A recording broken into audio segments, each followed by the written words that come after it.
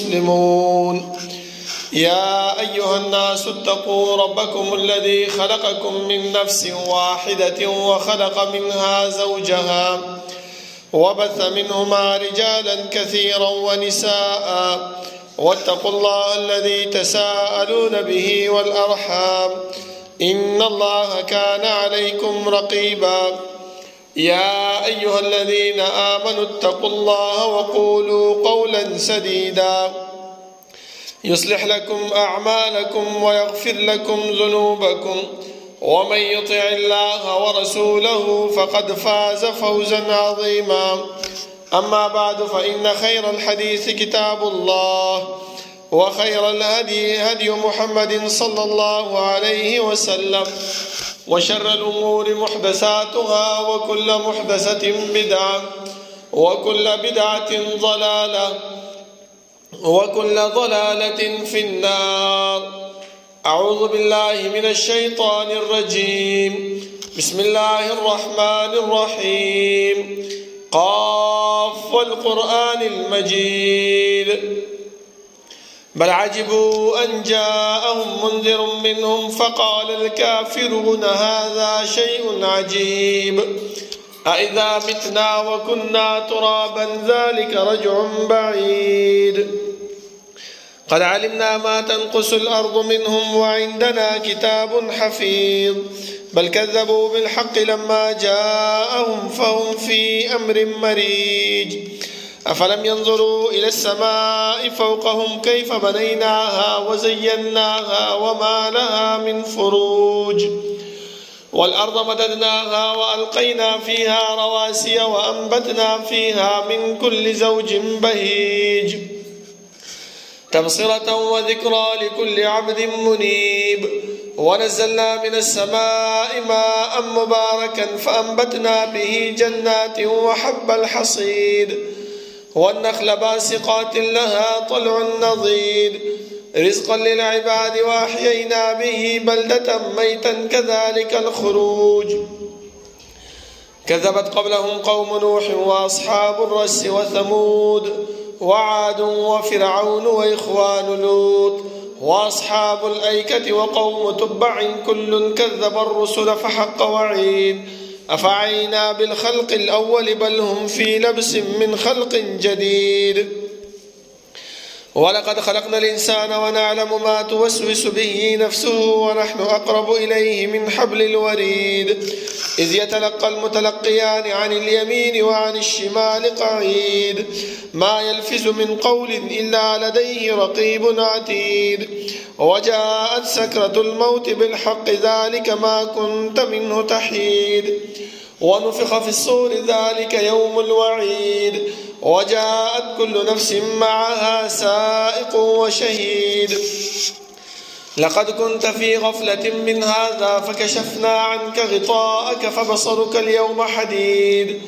وقال قرينه هذا ما لدي عتيد ألقيا في جهنم كل كفار عنيد مناع للخير معتد مريب الذي جعل مع الله إلها آخر فألقياه في العذاب الشديد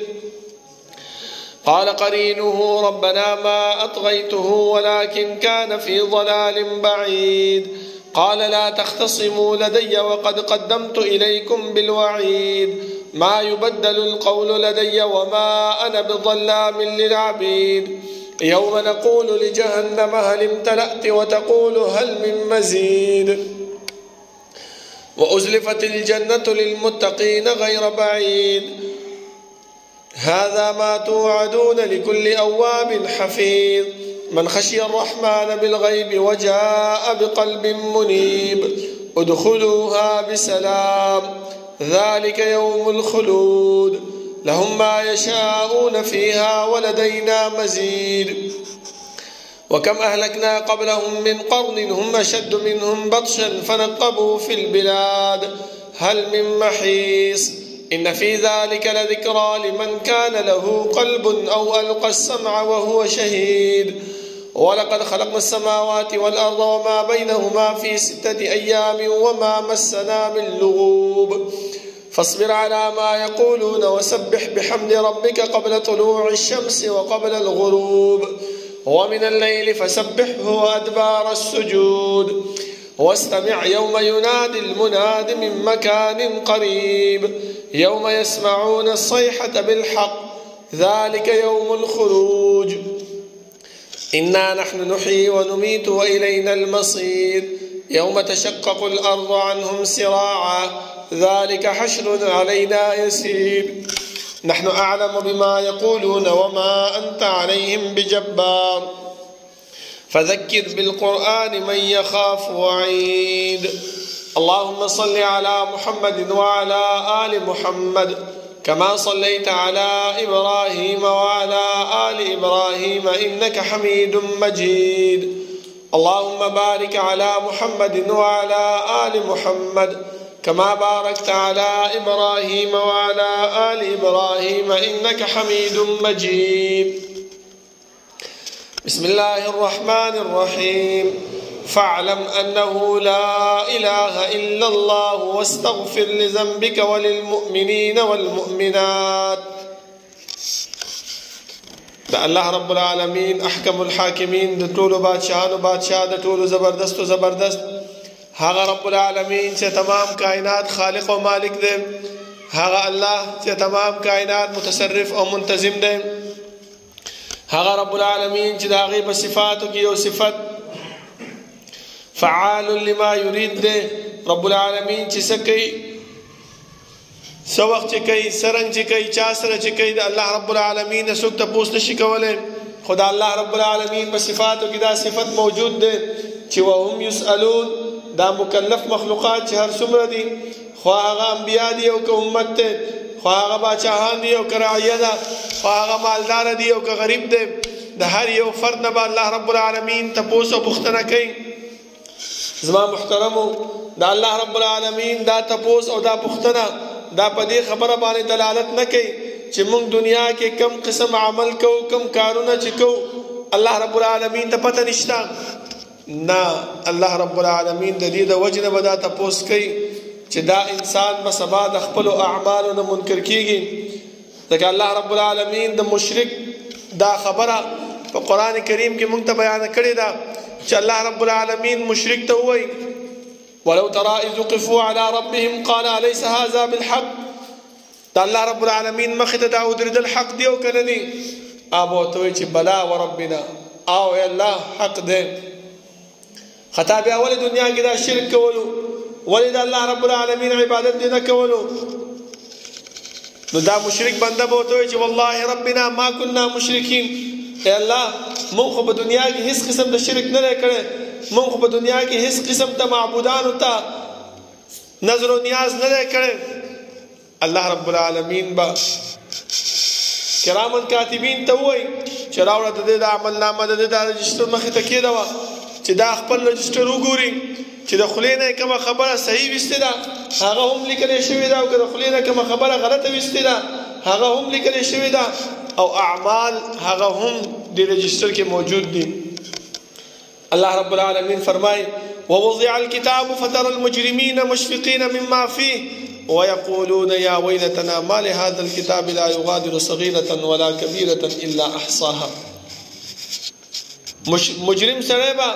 دغه خبره وکي چې دی عمل نامې د پاره څه شوی دی چې نظم وړه ګناه پرې خیره نه غټه ګناه پرې خیره بلکې ټوله په دې کې ایثار کړی دا غیره کړی دا بیا الته صرف ارمان بکو هیڅ نشو کولای زما محترم ولی ځکه الله رب العالمین مونږ ته پیغمبر راولې کلو او په دې پیغمبر باندې الله رب العالمین لکونو کروڑونه رحمتونه دی چې مونږ ته الله رب العالمین ذات او صفات اسماء و احکام د وحدانیت طریقې د عبادت طریقې د زندگی د معاملات طریقې هر قسم ژوند الله رب العالمین په طریق خودل شوی په لار باندې دایره ته خودل او هغه لارې او هغه طریقې هم راته خودلې چې دا غینه په اجتناب سره مونږه د الله رب العالمین د قهر او د غضب نه بچ کیږو اوس چې رب العالمین مونږ ته پیغمبر را لېږلی دی او هر څه راته ښودلی دي اوس چې مونږ د هغه پیغمبر په لار باندې نځو دا زمونږ کوتاهي ده، دا د الله رب العالمین د طرف نه هېڅ کمی په هغې کې نه دی شوی. مونږ خو امیان خلک یو، انپړه خلک یو، په دې خبرو باندې نه پوهېږو. خو چې کم مولا درس راته کوي، خطبه راته کوي، بس د هغه خبره همدې جوماته پورې اورو چې د جومات د ګیټ نه وځو. په دې جومات په ګیټ کې موږ دغه خبره کوو چې مولا صاحب دا خبره دیواله ستا شوې، زه چې څنګه راغلی یم هماغه شانتې واپس ځمه. داسې نه دي په کار زما محترمو. ځکه دا د دنیا ژوند دا یا 50 کاله 80 کاله زیات نه زیات چې 100 کاله عمر دا د انسان ژوند دی. دې نه زیات انسان وخت نشي تېرولی. په کار دا دی چې موږ هغه کارونه په دې دنیا کې وکړو چې سبا زموږ د آخرت د ګټلو، آخرت کې د کامیابۍ ذریعه وګرځېږي. لکه تاسو وګورئ زما محترمو، الله رب العالمین په موږ باندې اسلام راوړل فرض کړی دي. دا اسلام حدیث کې راځي رأس الامر الاسلام، سر د ټولو کارونو هغه اسلام دی. وعمودها او د هغې دا ستنې پایګانې دا څه شی دی؟ دا د نور ارکان چې کوم دي. لکه تاسو ګورئ دا چت چې ودرولی شوی دی، چې دا دیوالونه نه وي دا چت ودرېږي؟ نه، هېڅکله نه ودرېږي. اسلام هم الله رب العالمین ودرولی دی. خو د اسلام دپاره ستنې دا دیوالونه هغه څه شی دی؟ 5 ارکان دی چې شهادت لا اله الا الله دی، مونځ دی، روژه ده، زکات دی، حج دی. دا د هغې دپاره ستنې دی او دا دیوالونه دي. مونږ اسلام قبول کړی دی، کلمه د شهادت هم ویلې ده چې لا اله الا الله محمد رسول الله، اشهد ان لا اله الا الله واشهد ان محمد رسول الله کلمه هم ویلې ده. د هغې نه وروستو دویمه ستنه هم مونږ ودرولې ده چې د مونځ دی 5 راځو، 5 ټیمه مونځ هم کوو، د جمعې مونځ هم کوو. خو لیکن د دې مانځه سره چې کوم احکامات دي د هغې احکاماتو پاسداري نه کوو. زما محترمو، کوم احکامات چې پیغمبر مونږ ته بیان کړي دي هغه مونږ نه فالو کوو، بلکې مونږ ته چې مور او پلار کوم مونځ ښودلی هغې باندې روان یو. لکه تاسو وګورئ یو څو مثاله به زه درکړم دله چې څنګه مونږ د پیغمبر د مونځ طریقه نه خپلو او د مور او د پلار ښودلی شوې طریقه د مونځ هغه خپلو. هغه څنګه ده چې مونږ جومات ته راننوځو. زما محترمو، مونږ ته رسول الله صلی الله علیه وسلم څه فرمایي چې راننوځې ښې خپله دنده کوه او دعا وایه چې اللهم افتح لي ابواب رحمتک. دعا مونږ نه وایو. چې بیا راننوځو جومات ته دنده وګورو د اوداسه ځکې چې کومې دعاګانې دي هغه دعاګانې مونږ نه وایو. د اوداسه نه چې منځ کې دلته راشو مونږ ته خو مولیانو، مفتیانو، علماو دا خبره په ذهن کې اچولې ده چې جمع اوله جمع ده، دویمه جمع دا نه دي کول پکار. او که چېرته یو جمع په دې مصله باندې وشي دویمه جمع په مصله باندې هغه هم نه کېږي. دا ولې؟ دا د دې د وجې نه چې مونږ د خلکو نه هغه نیکۍ او د ثواب کار هغه مونږ لرې کوو. لکه رسول الله صلی الله علیه وسلم فرمایي چې یو انسان دې ځان له مونځ کوي او یو انسان دې د جمع سره مونځ کوي، د هغې دومره ثواب دی لکه یو انسان 2 کسان دي دروازې په ګیټ کې جومات په ګیټ باندې ولاړ دي او یو کس چې دی نه 1 روپۍ ورکوي او دا بل کس چې کوم دی یا 25 ورکوي او یا 28 ورکوي. ستاسو څه خیال دی؟ موږ به د کم قطار کې ودرېږو؟ د 1 روپۍ والا قطار کې به ودرېږو که د 25 او د 27 والا په قطار کې به ودرېږو؟ خو مولیان څه کوي؟ د دې نه یې موږ محرومه کړي یو، د دې نه یې موږ رستو کړي یو. ولې؟ وایي که دویمه جمع کوو نو د اولې جمع فضیلت ختمیږي. زما محترمو، موږ دا نه وایو چې د اولې فضیلت اولې جمع فضیلت نشته دی. شته دی فضیلت، خو یو انسان داسې دی چې اذان وشو یو کار کې لږ مصروفه دی، کور یې لرې دی چې د هغه ځای نه راځي دلته ترې جمع شوي وي، بیا به څه کوي؟ مونږ خو دا یو چې 4 کسان یو 5 یو 3 یو چې په جومات ته راننوځو یو ګوټ کې ودرېږي بل ګوټ کې ودرېږي بل ګوټ کې ودرېږي. ولې؟ تپوس خو مونږ خپله نه کوو، تحقیق خو مونږ نه کوو، ځکه مونږ خو امیان خلک یو په دې شی پوهېږو نه. او زمونږ مولیان، علما، مفتیان دیو چې دا مسائل مونږ ته بیانوي نه. لکه څنګه چې حدیث کې رسول الله صلی الله علیه وسلم فرمایي چې الله رب العالمین به دا علم دا دین دا به دنیا نه اوچت کی. څنګه داسې به نه اوچت یې مکمل اوچت کی نه بقبض العلماء. الله رب العالمین به نیکوکار صالح علما به د دنیا نه ووځي. بیا به خلک څه وکړي؟ خلک به دا جاهلان دا کمقل هغه خلک چې نن سبا د سوشل میډیا زمانه ده په هغې کې ځان مشهوروي چې دا مفتی دی دا مفتی دی دا ملا دی دا ملا دی څه دپاره د ځان د مشهورولو دپاره هغه به راشي فضلوا واضلوا خپله هم ګمراه دی او دا کم سادهګان خلک دا هم ځان سره ګمراه کړي دي. موږ ته څه فرمایي چې دویمه جمع مه کوئ د دویمې جمعې اولې جمعې هغه فضیلت ختمیږي. اوس یو انسان چې ناوخته راغی جمع ترې شوې ده نو هغه به څه کوي؟ رسول الله صلی الله علیه وسلم وفرمایل چې دوه کسان یې یو ځای دي دواړه ودرېږي او جمع دې وکړي. چې درې وي دا یو کس دې وروستو شي او یو دې مخکې شي ورسره دا بل درېیم کس ورسره ودرېږي او جمع دې وکړي. موږ ته علماو دا شیونه نه دي ښودلي. موږ چې دوه کسان یو هغه هم ځان رستو کوو چې دا ولې یو ځای نه ودرېږو ځکه چې د امام او د مقتدي فرق پکې راشي. هلکه دا فرق چا ښودلی دی چې کله جمع ودرېږي درېیم کس چې راځي هغه ته اوس دا پته نه وي چې زه د امام سره د جمع کې څنګه شریک شم. دا کس ځان سره رستو کما او که نه څه وکړم هغه ته دا پته نه لګي یا ځان له مونځ وکړي او یا چې کوم دی نو هغه بل کس سره همدغه شان نیغ په نیغه ودرېږي. دا څه شی دی زما محترمو مونږ ته بیان شوی دی. مونږ ته رسول الله صلی الله علیه وسلم بیان کړی دی خو چې اوس مونږ نه کوو دا زموږ خپله کوتاهي ده. زما محترمو په کار دا دی چې مونږ د دې دین نه دې طریقې نه ځان خبر کړو چې هغه د 25 او د 28 نیکو د هغې په اجر کې او د هغه په لین کې مونږ ودرېږو. زما محترمو ځکه د جمع ډېر ثواب دی چې ځان نه وي که جومات کې وي که هر څنګه وي جمعې ته به ځان را رسوو.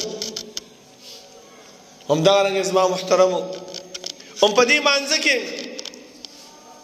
سورة الفاتحه ده. دا مسله که زه بیانه کړم خلک به وایي چې دا اختلافي مسله ده دا بیانول دي او دا اهل حدیث چې کوم دی نو دې طرف ته ډېر زور ورکوي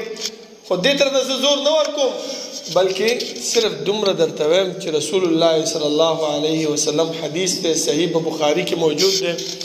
رسول الله صلی الله علیه وسلم فرمایي چې لا صلاة لمن لم يقرأ بفاتحة الكتاب خلف الامام. دا لفظ ده خلف الامام د امام د شاته چې ولاړې په جمع کې او سورة فاتحه ونه وي مونځ نه کېږي. مونږ ته زموږ مفتیان څه وایي وایي ګوره الله رب العالمین فرمایي چې واذا قرئ القرآن فاستمعوا له. کله چې قرآن لوستلی کېږي نو څه وکئ چپ شئ. او چې ته امام سره چې کوم دی هغه سورة فاتحه وي ته هم ورسره وایې نو چوپتیا کوم ځای نه راله. زه دا وایم چې ای ملا صاحب ته دا خبرې مونږ ته بیانې نو د دې جواب ماله راکړه چې دلته چې کله جمع ولاړه وي امام صاحب تلاوت کوي او ته د بهر نه راشې او ته چې دې جمعې سره ودرېږي او الله اکبر وکړي او د الله اکبر سره ته وایې چې سبحانک اللهم وبحمدک او تبارک اسمک ثنا او تمجید او تعوذ دا وایې او که نه وایې دا چې وایې هلته امام چې تلاوت کوي هغه وخت کې ستا هغه آیات کوم چې دلاله چې واذا قرئ القرآن فاستمعوا له وانصتوا. نو که چېرته ته هغه ځای کې هم غلی کېږي لکه څنګه چې په سورة فاتحه کې غلی کېږي ستا خو بیا مونځ نه کېږي ستا په وجه باندې مونځ نه کېږي. ته چې کوم مسائل بیانې ستا د مسلې په وجه باندې هم هغه مونځ نه کېږي چې ستا په دغه کې واذا قرئ القرآن فاستمعوا له وانصتوا نشته دی. نو زما دپاره بیا ولې دا دلیل مخې ته کې زما محترمو دا ټولې خبرې څه شی دي دا اس یو زور دی صرف ځان مشهورول دي ځان مخکې کول دي. حالان کې حدیث کې رسول الله صلی الله علیه وسلم فرمایي چا چې سورة فاتحه ونه وي سوره د هغه مونځ نه کېږي. هسې ځان ستړی کوو نو که ځان ستړی کوو هغه بېله خبره ده په هغې باندې څه نشته دی بلکې هر حالت کې سورة فاتحه ویل دا پکار دی. خو زمونږ یو مصیبت بل دی مونږ چې مانځه له راشو جومات او جمع ولاړئ او حالان کې امام په رکوع کې وي نو رکوع کې مونږ سمدستي څه کوو راتلو سره ورخته کیږو حالان کې داسې نه دی پکار علما فرمایي ته چې جمعه ته راننوځي او جمع ولاړه ده امام په رکوع کې دی ته به اول چې کوم دی نیت د تحریم به تړې ځان به لمانځه کې داخله د هغې نه وروسته به رکوع ته ځې او که چېرته مونږ ډایرکټ رکوع ته لاړو نو مونږ خو مانځه کې داخل شوي نه یو نو څنګه رکوع ته ځو دا زمونږ لویه کوتاهي ده زما محترمو مونږ څه وایو مونځ مې وکړو خپله غزیمه مې فارغه شوه اوس الله کار دی قبلې قبول دی که نه قبلې نو ته خو طریقه صحیح اختیاره که کوم پیغمبر چې درله رالیږلی دی کوم قائد او رهنمایي چې درله رالیږلی دی د هغه قائد او د هغه رهنما خبره خو لږ ومنه بیا د ثواب او د اجر امید د رب العالمین نه وساته هغه طریقه مونږ نه خپلو ډایرکټ راځو په لمانځه کې ودرېږو چې امام په قاعده کې ولاړ دی په قاعده کې ورننوځو که امام په قیام ولاړ دی په قیام کې ورننوځو که امام په رکوع کې دی ځان اول مانځه کې داخلو نه ولې هلته مونږ خبر نه یو علما مونږ ته بیانوي نه مفتیان مونږ ته بیانوي نه زمونږ علما زمونږ مفتیان زمونږ مشران مونږ ته څه بیانوي خوبونه بیانوي یا د یو شي فضیلت بیانوي کوم دیني احکامات چې دي د هغې نه یې مونږ څه کړي وو محرومه کړي وو د هغې نه یې مونږ وروستو پاتې کړي زما محترمو پکار دا دی چې دې خبرو ته دې طریقو ته مونږ سوچ وکړو په دې باندې ځان پوه کړو بیا زما محترمو رکوع ته تګ دی اوس چې رکوع ته مونږ ښکته کېږو رسول الله صلی الله علیه وسلم فرمایي چې رکوع ته ښکته شي نو د رکوع باندې چې دې زنګون ته لاس ږدي نو ګوتې دا پیغمبر فرمایي چې نشره اصابع او ګوتې به یې خورې کړلې او دا زنګون به داسې کلکې ونیولو دا طریقه مونږ د پیغمبر ښودلې ده مونږ څه کوو مونږ چې ودرېږو نو مونږ لسې لاس کېدو کله کله راته لاس هم خویږي مونځ خو مونږ وکړو خو پیغمبر چې کومه طریقه ښودلې په هغه طریقه باندې ونه کړله او بیا مونږ امید د څه شي لرو د ثواب لرو امید د قبولیت لرو داسې مونځ به زمونږ څنګه قبول شي زما محترم بیا چې مونږ سجدې ته ښکته کېږو رسول الله صلی الله علیه وسلم فرمایي چې د اوښ په شان دې مخ ښکته کېږه لکه څنګه چې اوښ ښکته کېږي مونږ څه وایو زمونږ علما د دې حدیث تشریح څنګه کوي هغه داسې کوي وایي وګوره که نه اوښ چې ښکته کېږي نو اول لاسونه ښکته کوي تم چې کوم دی اول لاسونه مخ ښکته کوه حالان کې که چېرته مونږ حدیث ته سوچ وکړو حدیث کې رسول الله صلی الله علیه وسلم فرمایي فلا یبرک کما یبرک البعیر مخ ښکته کېږه لکه څنګه چې هغه ښکته کېږي داسې نه دي ویلي چې اول لاسونه مخ ښکته کوه لکه څنګه چې اوښ لاسونه ښکته کوي دا طریقه نه ده بلکې هغې کیفیت ذکر کړی دی چې فلا یبرک څنګه چې اوښ ښکته کېږي هغه شانې مخ ښکته کېږه مونږ څه کوو لاسونه دلته کېږدو داسې خپې راماتې کړو او تاسو وګورئ اوښ چې کښېني څنګه کښېني هغه هم اول دا خپې داسې راماتوي د دې طریقې نه مونږ منع کړي یو چې سجدې ته ښکته کېږو اول لاسونه ښکته کړو بیا دا زنګونان ور ښکته کړو او بیا چې پاڅېږو د دې الټ به کوو اول به دا خپې اوچتو بیا به دا لاسونه اوچتو څنګه داسې به لاس ښکته کوو لکه څنګه چې یو زنانه اوړه غږي دغه شانتې به کوو دا طریقه د مونځ مونږ ته ښودلی شوې ده لیکن په دې باندې مونږ عمل نه کوو او بیا امید د څه لرو د اجر او د قبولیت او د ثواب لرو څنګه به زمونږ دا مونځ قبول شي زما محترمو ځکه الله هم فرمایي چې فاعلم انه لا اله الا الله اول په دې خبره باندې ځان خبر کړه چې لا اله خولې باندې مو ویلې ځکه علما هم د دې کلمې دپاره درې خبرې ذکر کوي چې دا درې خبرې تا په ذهن کې واچولې تا د دې کلمې حق ادا کو اول په خوله باندې وینا دویم په زړه باندې تصدیق کول دریم په عمل بالجوارح چې په دې اندامونو باندې ته عمل وکړې لکه څنګه چې پیغمبر تا ته ښودلی اوس مونږ ټول خپل منځونو ته سوچ وکړو آیا دا طریقه زموږ په منځ کې شته او که نشته چې بیا مونږ سجدې ته ښکته شو پیغمبر فرمایي لکه د سپو غوندې دا لاسونه دا زنګونان په ځمکه باندې مه تړئ او په اووه اندامونو باندې سجده وکړئ چې پوز او تندی یو لاس زنګونان او خپو ګوتې دا اووه اندامه شو زما محترمو په دې باندې سجده وکړئ که یو انسان لاس اوچتوي په سجده کې یو انسان خپه اوچتوي هغه د ضرورت په وجه باندې هغه بېله خبره ده الله رب العالمین د ضرورت دپاره معافي کوي. هسې مستۍ دپاره تاسو سوچ وکړئ. رسول الله صلی الله علیه وسلم مونږ ته د سجده کې دا ګوتې ښودلې چې دا ګوتې به ځمکه کې داسې به لګوو چې دا ګوتې مونږ لګوو نو زمونږ دا خپې یو بل څه داسې میلاویږي په دې سجده کې. خو مونږ څه کوو؟ مونږ دا خپې داسې کلاوې په دې سجده کې ونیسو، زمونږ ګوتې په هغې کې نه میلاویږي. کومه طریقه او کوم اندام چې مونږ ته پیغمبر ښودلی هغه په هغې کې نه راځي، او مونږ بیا د ثواب او د اجر او د قبولیت د الله نه امید ساتو. او الله رب العالمین د قیامت په ورځ باندې امام ابن تیمیه رحمه الله فرمایي چې 2 تپوسه به کوي چې ماذا کنتم تعبدون. مونږ به وایو چې الله ستا عبادت خو م کړی دی، خو دویم تپوس ماذا اجبتم المرسلین، دغه قائد او رهنما مې چې درلېږلی د دې څونه خبره منلې وه. مونږ به ورته چې الله داسې داسې مونږ هم کړی، دغه طریقه خو هغه نه وه ښودلې، هغه خو داسې طریقه راته ښودلې وه. بیا به څه جواب ورکوو زما محترمو؟ 50 کاله 80 کاله 100 کاله مونځونه مو وکړل، ټوله برباد شو، هباء منصوره. الله به وایي چې دا د قبولیت وړ نه دي، لرې کوه. ملایکو ته به حکم وکړي چې پړ مخې جهنم ته راکاږئ. نو موږ ورته ډېر وایو چې الله ما ته خو پته نه وه، ما ته خو دا نه. الله به وایي چې ولې پیغمبر نه و راغلی، عقل الله نه و درکړی، پوهه الله نه و درکړې. ټیک ده تا ته ملا بیان نه کولو، هغه به خپل ځان مشهورولو. نن سبا خو مونږ سره دا موبایل دي،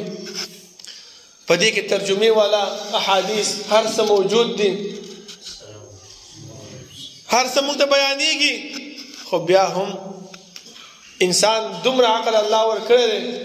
چې صحیح خبره هم پیژني او بده خبره هم پیژني، غلطه خبره هم پیژني. زه دا نه وایم چې د هر ملا خبره ما اورئ، هر ملا خبره واورئ، خو لږ هغې نه بعد خپل جانچ پړتال هم ورسره وکړئ چې آیا دې ملا چې دا مسله بیانه کړله د دې مسلې کې څومره صداقت دی، څومره رښتیاوالی دی، څومره د الله او د الله رسول حکم په دې مسله کې موجود دی. لکه یو مثال زه تاسو د دې خبرې هم درکړم. الله رب العالمین فرمایي چې الله رب العالمین په اسمان کې د عرش د پاسه مستوي دی، الرحمن علی العرش استوى. زمونږ ملیان مونږ ته څه فرمایي؟ وایي وګوره که نه الله رب العالمین قرآن کې دغه خبره هم بیان کړې چې هو معکم اینما کنتم. دا الله تاسو سره په هر ځای کې چې کوم ځای کې تاسو یې. بل ځای کې فرمایي چې وفي انفسکم افلا تبصرون، هغه هر څه کې چې ستا په دې جسم کې موجود دی خو تا ته ښکاري نه. وګوره د حلولیت عقیده مونږ ته دا مولیان د قرآن نه دلیل پیش کوي. زه امي سړی یم، ناپوهه سړی یم، په دې خبرو نه پوهېږم، ملا راته وویلې خو ملا راته غلطه مسله بیانه کړله، زه خو په هغې باندې اعتماد کومه. بیا به څه چل کوو زما محترمو؟ دلته به راته الله رب العالمین فرمایي د قیامت په ورځ باندې خپل تپوس دې ولې نه کوو، خپل تحقیق دې ولې نه کوو. هر څه تا ته مهیا و، هر څه تا ته برابر موجود و، لږ تپوس خو به دې کړی چې په دې کې د الله څونه حکم دی، په دې کې د پیغمبر څونه حکم دی. دا تپوس خو به دې لږ کړی وی که نه؟ که نه بس دا دې ویل چې الله بلا او به ګردنې مولا، بس د مولا صاحب مسله بیانه کړه، زه بیا عمل کومه که صحیح او صحیح به یو که صحیح نه و. مولا پوهېږو د هغه په سر باندې ګناه پوهېږه نه. الله فرمایي چې ولا تزر وازرة وزر اخرى، یو انسان د بل انسان ګناه نشي وړلی. غلط عمل ته کې مولا خو د بیان وکړو، غلط طرف ته ته روان یې، نو ته څه وایې چې ستا دا غلطي ګناه دا به مولا ته میلاوېږي؟ نه، هغه ته نه میلاوېږي. تا غلط کړی دی، تا ته به بیا عذاب او ګناه تا ته میلاوېږي. صرف څه شی دی؟ موږ خپل ځان په دې خبره باندې غولولی چې زه الله رب العالمین فرمایي چې نبئ عبادي انی انا الغفور الرحیم، زه بخونکې مهربان یم. خو دا بل ټکی مو ورسره نه دی کتلی چې وان عذابي هو العذاب الالیم، چې ای انسانه دې خبره باندې ځان پوهېږي چې زما ګرفت او زما عذاب دا ډېر دردونکی عذاب دی. لکه تاسو سوچ کې دلته الله رب العالمین د عذاب علیم ولې ویل؟ علیم معنا دردونکی ولې ویل؟ لکه تاسو وګورئ که زمونږ په دې معاشره کې یو کس دی بهر په روډ باندې ولاړ دی، زه د دې ځای نه خپل ماشوم ورلېږم یا بل څوک ورلېږم چې داسې داسې وکړه، داسې داسې دا شی راوړه، دا مه کوه. او هغه کس د دې استازي د دې لېږلی شوي کس خبره ونه مني، ما ته دروغ وایي، ځه لرې شه. یا که ومني نو هغې ولټو کړي، کوم شی چې ورته هغه یاد کړی هغه راونړي او دا چې واپس راشي سم خیال دی انسان له تکلیف ورکوي که نه ورکوي درد ورته رسېږي که نه ور رسېږي چې یاره ما تا د سړی هم درولېږلو ته مې وویلې چې هلکه داسې دا شی داسې راوړه داسې راوړه او تا دا باوجود د هغې نه هغه ولټ دې وکړو هغه دې راونړ او بل څه دې راوړل او بل څه دې وکړو انسان ته زړه کې درد رسېږي که نه همدغه شانته زما محترمو چې الله موږ ته مسائل بیان کړه استازی پیغمبر یې راولېږلو او د هغې احکاماتو باوجود موږ چې کوم دی د هغې الټ کوو د هغې صحیح طریقه باندې نه روانېږو څنګه چې الله رب العالمین ته په دې خبره باندې درد رسېږي نو الله موږ ته عذاب هم دردونکی راکوي چې تا ته هم درد ورسېږي چې پته ته ولګي ځکه فرمایي چې نبئ عبادي انی انا الغفور الرحیم وان عذابي هو العذاب الالیم دردونکی عذاب به دې انسان له زه ورکوم نو زما محترمو دې احکاماتو ته دې دینی مسایلو ته لږ سوچ پکار دی چې موږ ته الله پیغمبر را لېږلی د موږ څه وکړو همدغه رنګې زما محترم دا د مونځ کې زمونږ کوتاهیانې زمونږ غلطیانې وي همدغه شانتې راځو نور معاملاتو ته زکات ته وګورئ په زکات کې چې کله مونږ سره موجود دي ډېر لکه نن سبا خو چې زمونږ ماشومان مونږ واده کوو نو د 10 تولو نه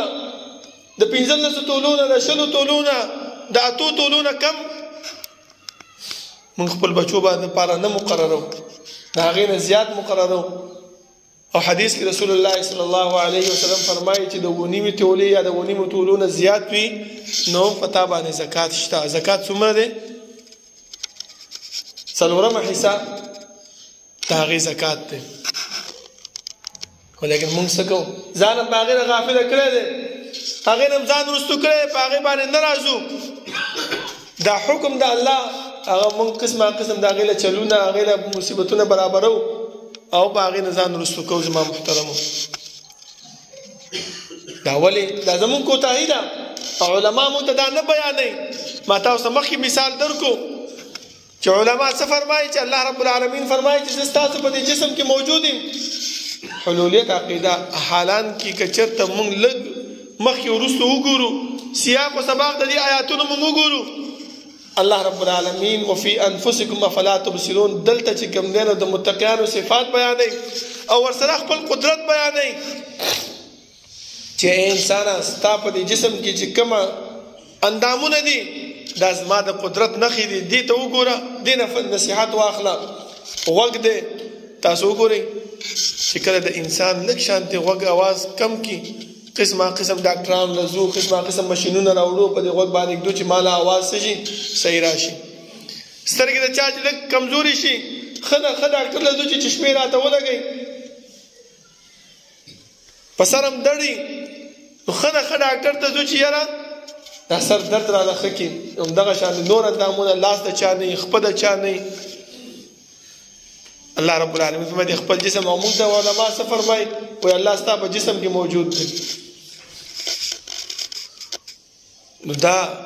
چې علماو نه ځان ساتل پکار دي ټیک ده چې مسله درته وکړله مسله واوره خو هغه سره ډېر دغه کوه مه حالان کې لاړ شه د هغې مسلې خپله چې کوم دی نو تحقیق وکړه د هغې جانچ پړتال خپله وکړه نن سبا ترجمې هم موجود دي نن سبا د احادیثو ترجمې هم تشریح هم هر څه موجود دي صحیح علما هم شته دی بد علما هم شته دی هغه ځان مشهورولو والا علما هم شته دی د داسې خلکو نه ځان ساتل پکار دي زما محترمو کنه نو سبا به د الله رب العالمین مخې ته چې ودرېږو صرف ارمان به کوو چې هاي افسوس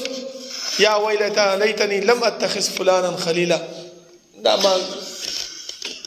کس خو مې ځان نه نوی ملګری کړی دا خو مې ځان نه دوست نوی جوړ کړی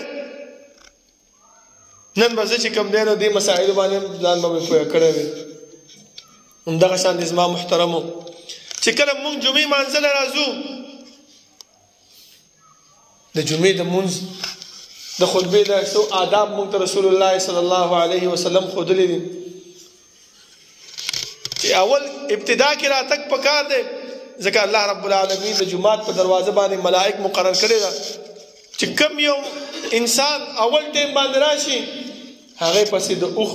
د قربانولو ثواب، دویم ټیم پسې راشي نوم یې ولیکي، د پلار نوم یې ولیکي، د غوا د قربانولو ثواب، د دریم ټیم کې چې راشي د چرګ د چیلي د قربانولو ثواب، څلورم ټیم کې راشي د چرګ د قربانولو، پنځم ټیم کې راشي د انډې د قربانولو ثواب. خو چې کله وایي امام منبر ته وخیږي وایي تواو صحف او خپل هغه رجسټرې بند کړي، یستمعون الذکر د امام خطبه اورېدو ته هغه هم کښېني. مونږ خو رالو خطبه م واورېده لیکن هغه رجسټر کې زمونږ نوم هغه نشته دی، خطبه م واورېده، مونځ هم وکړو، د مونځ ثواب هم ملاو شو، لیکن الله چې کوم په ملائکه په دې دروازه باندې مقرر کړی د هغې کې زمونږ نوم نشته. بیا موږ ته پیغمبر فرمایي چې کله جومات ته راننوځې چې کوم ځای ته ملاو شي هلته کښېنه، د خلکو په دې ولو باندې خپې مه اړوه، او چې رالې چې هر څومره مشر سړی ناستو د هغې سره مه سلام مه خبرې، تر دې پورې چې پیغمبر فرمایي چې تا سره خوا کې یو کس لګیا دی غلط کار کوي، الټه کار کوي، هغه ته دومره مه وایه چې مه کوه، دا مه کوه سره هم ستا د جمعې چې کوم ثواب دی هغه ختمېږي. هغه اشاره ورته کوي، هغه بېله خبره د خولې نه به اواز خبره نه وباسي، صرف دغه به مونږ چې دلته راشو امام په خطبه باندې شروع وي مونږ لاسونه هم ملاوو، مونږ غاړې هم ورکوو، تپوسونه هم کوو، اوازونه هم کوو، دا ټول څه شی دی زما محترم؟ دا زمونږ کوتاهي ده، مونږ ځان په دې خبرو باندې نه پوهه کوو. لکه رسول الله صلی الله علیه وسلم خو مونږ ته د احکامات بیان کړي دي او علما مونږ ته دا بیانوي نه. علما چې مونږ ته خطبه باندې ودرېږي درس کې ودرېږي نو اخوا دېخوا خبرې راته شروع کړي، په دې احکاماتو باندې به مونږ کله پوهېږو، څوک به مونږ پوهه کوي؟ په دې باندې چې ځان پوهه نه کړو زما محترمو نو مشکل راته جوړېږي. الله چې کوم پیغمبر را لېږلی د هغه پیغمبر د احکاماتو نه مونږ لرې کېږو، کوم جنت چې مونږ له تیار کړی دی د هغې جنت مونږ مستحق نه ګرځېږو. لکه څنګه چې ما مخکې تاسو ته وویلې 50 کاله 60 کاله مونږ کوشش کړی دی، محنت هم کړی دی، په وخت باندې ځان را رسولی دی، منځونه هم کړي دي، او قیامت پر ورځ ته الله وایي چې ما دا نه دی قبول کړی ځه. بیا الله ته دا ولې ویلی شو؟ نشو ویلی زما محترم. اوس نه په دې اعمالو باندې فکر او سوچ پکار دی، په دې باندې غور پکار دی چې یاره الله رب العالمین چې مونږه د دنیا ته رالیږلي او پیدا کړي یو څه مقصد دپاره؟ وما خلقت الجن والانس الا ليعبدون، ما انسانان نه دي پیدا کړي او جنات مې نه دي پیدا کړي مګر خپل عبادت دپاره.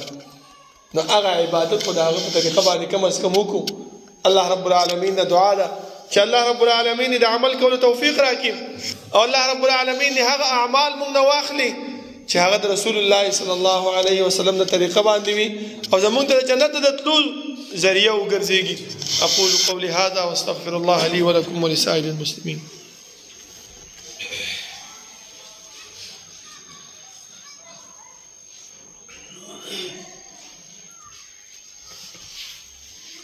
إن الحمد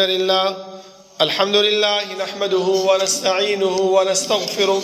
ونعوذ بالله من شرور أنفسنا ومن سيئات أعمالنا، من يهده الله فلا مضل له ومن يضلل فلا هادي له، وأشهد أن لا إله إلا الله وحده لا شريك له، وأشهد أن محمدا عبده ورسوله. يا أيها الذين آمنوا اتقوا الله حق تقاته ولا تموتن إلا وأنتم مسلمون. يا أيها الناس اتقوا ربكم الذي خلقكم من نفس واحدة وخلق منها زوجها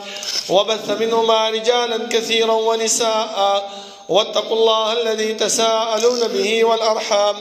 إن الله كان عليكم رقيبا. يا أيها الذين آمنوا اتقوا الله وقولوا قولا سديدا يصلح لكم أعمالكم ويغفر لكم ذنوبكم، ومن يطع الله ورسوله فقد فاز فوزا عظيما.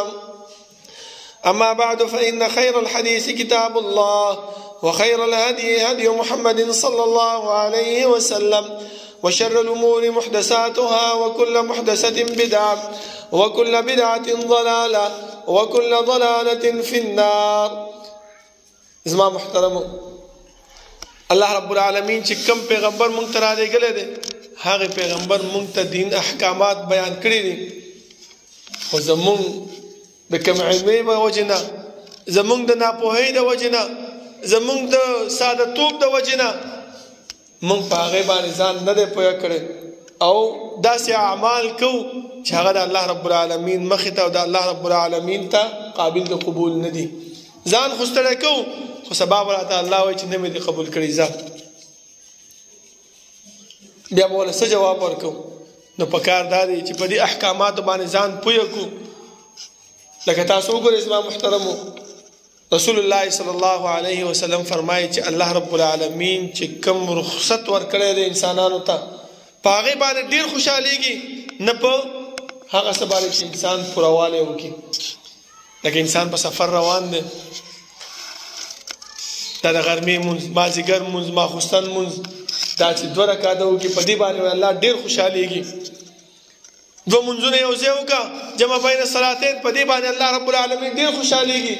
دا نه چې غرمې مونځ 4 کې ثواب پکې ډېر ځکه 4 رکعاته مې وکړل ټیک ده ثواب پکې شته خو دلته حکم د چا دی د پیغمبر دی چې سفر کې څه وکړه 2 رکعاته وکړه په دې نیت باندې 2 رکعاته وکړه چې الله تا پیغمبر را لېږلی او هغه ماته دا حکم کړی دی د هغې حکم د پاسدارۍ او د هغې حکم د پوروالي دپاره 2 رکعاته کوم تا پیغمبر را لېږلی هغه راته ویلي چې 2 مونځونه یو ځای وکړه زه دا مونځونه دواړه یو ځای کوم چې تکلیف در باندې سفر کې راشي الله تا قرآن کې ویلي دی چې روژه ماته که نو بیا یې ماتوم چې تکلیف در باندې راشي دا صرف څه د وجې نه د دې د وجې نه چې الله تا پیغمبر را لېږو تا قرآن کریم ویلی دی په هغې کې موجود دی د هغې په خاطر باندې چې وکړي انشاءالله الله رب العالمین په دې باندې مونږ له څه راکوي اجر او ثواب راکوي مونږ څه وایو زموږ علما مونږ ته څه وایي نه که نه مونږ په خپل ټایم باندې پکار دی الله رب العالمین قرآن کې فرمایي چې ان الصلاة کانت علی المؤمنین کتابا موقوتا ټیک ده الله ویلي دی خو پیغمبر الله رب العالمین د دې قرآن کریم د تشریح دپاره را لېږلی و پیغمبر راته ویلي چې په سفر باندې ځې 2 رکعاته وکړه او 2 مونځونه یو ځای کړه هغې مونږ ته دا تشریح کړې ده ولې چې کوم دی نو د هغې تشریح نه منو ولې د ځان نه پکې تعویلات کوو سبا به الله له څه جواب ورکوو زما محترمو نو پکار دا دی چې دې مسایلو باندې په دې دغو باندې ځان پوه کړو که مې نه پوهېږو علما شته دی هغې نه ځان پوه کړو د هغې نه تپوس وکړو خو بیا خپل تحقیق هم پکار دی چې دې عالم ما ته دغه مسله بیانه کړله دا د قرآن کریم آیات دا حدیث ما ته بیان کړو دا حدیث شاید شته که نشته دا د قرآن کریم آیات ترجمه او تفسیر ما ته وکړو دا یې صحیح وکړو که غلط یې وکړو لږ جان پړتال خپل هم پکار د زما محترمو ټوله خبره د ملا صاحب باندې نه دی اچول پکار الله رب العالمین دعا ده چې الله دې د عمل کولو توفیق راکړي او الله رب العالمین دې هغه اعمال مونږ نه والي چې هغه د جنت د تلو ذریعه وي او د هغه اعمالو نه مونږ وساتي چې هغه د جهنم نه د تلو ذریعه وي ربنا لا تزغ قلوبنا بعد إذ هديتنا وهب لنا من لدنك رحمة إنك أنت الوهاب ربنا اغفر لنا ولإخواننا الذين سبقونا بالإيمان ولا تجعل في قلوبنا غلا للذين آمنوا ربنا إنك رؤوف رحيم ربنا لا تؤاخذنا إن نسينا أو أخطأنا ربنا ولا تحمل علينا إصرا كما حملته على الذين من قبلنا ربنا ولا تحملنا ما لا طاقة لنا به واعف عنا